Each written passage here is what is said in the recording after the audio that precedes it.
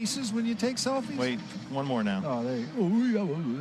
Better? Okay. That's the best one of the 300 pictures I've taken of myself today. A smartphone, and we know how addicting it can be. One former Google employee says this is no accident. Indeed, it is by design. They're hooked. They're addicted. If you don't think you're addicted, and I'm talking about anyone, from the highest to the lowest, if you don't think you're addicted, then see if you can turn it off for a week. Feel that all of their interaction is coming through that device versus through face-to-face interaction. And again, that the negative consequences of not having it don't matter to them, that they feel that they must actually have it to feel okay. Dr. Mary. You have to understand, most of these people are not ready to be unplugged. And many of them are so inert, so hopelessly dependent on the system that they will fight to protect it. Were you listening to me, Neo? Or were you looking at the woman in the red dress? I was. Look again. We started off as dirt, rocks, and trees. Now look at us, drawing on our noses for social media. It's undeniable people are a lot more glued to their screens now. The national average being 5 hours a day. It's unbelievable this occupation of attention is not considered a coping mechanism from life. Mental illness is also at an all-time high. Even the popularity of cluster B disorders. Christopher Lasch writing in The Culture of Narcissism about the modern-day borderline. He does not suffer from debilitating fixations or phobias, or from the conversion of repressed sexual energy into nervous ailments. Instead, he complains of vague, diffuse dissatisfactions with life. He describes subtly experienced yet pervasive feelings of emptiness and depression, violent oscillations of self-esteem, and a general inability to get along. He gains a sense of heightened self-esteem only by attaching himself to strong, admired figures whose acceptance he craves and by who he needs to feel supported. Although he carries out his daily responsibilities and even achieves distinction, happiness eludes him, and life frequently strikes him as not worth living.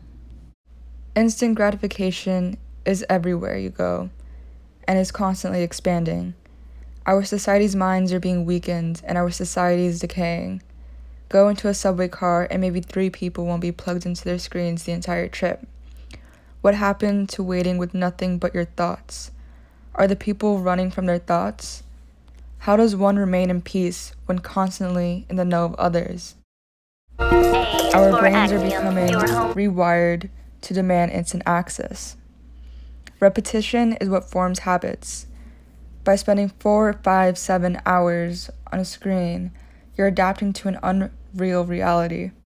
Get your groceries in minutes. Overnight shipping. Wait by your phone for their response. Convenience at the expense of others. Convenience at the expense that the world is made for you. Viewing this through the lens of the attention economy, everything is actually going according to plan. The big guys on top profit from the yearning of the masses. The man without self-control is like a city broken into and left without walls. If it's free, you are the product. Indulgence is not happiness. Pleasure is not happiness. Releasing yourself from self-importance will open the door to the pursuit of happiness, granting you your full potential, your journey here on Earth.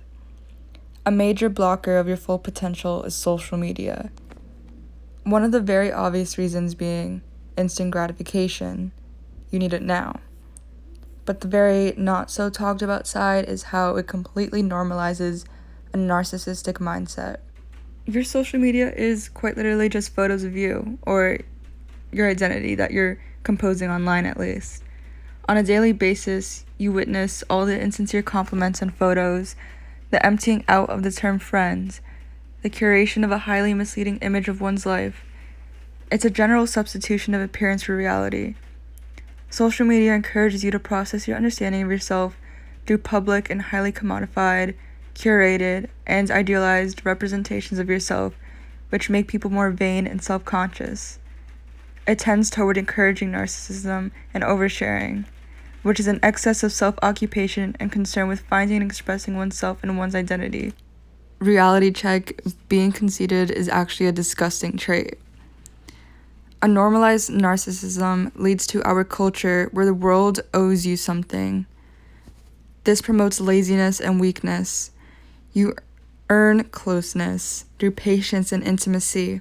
You earn respect over time. Because of this world owes me something mentality, these are transactional relationships centered around the narcissist's desire to want to be craved and admired. In order to lead a fulfilling life and set an example for a stronger society, we must abstain from constantly indulging into pleasure, abstain from complaining, and be more grateful. And we must redefine what love is. Chances are that toxic guy you're not over, you were pretty toxic too, or at least contributed. You have the choice to eat better. You can spend your time high and chasing someone you've idealized in your head, or you can make the decision you know will benefit you in the long run. You're not a 5-year-old. Don't make those around you be your hand holders. You must eradicate your self-consciousness through eradicating your care for your self-image. Learn to live not knowing what everyone is doing at all times. Lose the mentality that you're missing out. You'll never feel enough if you know what everyone else is doing. And most of all, relax. Free of distraction, and this way you'll know what it's like to truly just be. Write, create, dance, spend time in nature alone. Abstain from listening to music that remind you of memories. Instead, do it to raise your vibrations. Learn to view mental instability as a weakness. Emotions are temporary. They exist no matter how you react. The weak-minded consume as they please and have no greater purpose for themselves. They see things in the 3D world as everything there is. They argue online in their echo chambers and get riled up emotionally from the news. They are reactive, they are emotional, they are indulgent and lazy. They make excuses. You are not going to enjoy every moment of anything as much as you love it. But this is to be human. What would it be of the world if we were all allowed to just give up the second we don't like something? Once you realize the distractions created to hinder society to make a weak society, you'll be able to make yourself happy and those around you happy as well once you find your purpose. That's what the owners count on. They want obedient workers, people who are just smart enough to run the machines and do the paperwork and just dumb enough to passively accept all these increasingly shittier jobs with the lower pay, the longer hours, the reduced benefits, the end of overtime. And now they want your fucking retirement money. They want it back so they can give it to their criminal friends on Wall Street. Controlling exactly what people think, and this is extremely dangerous to our democracy.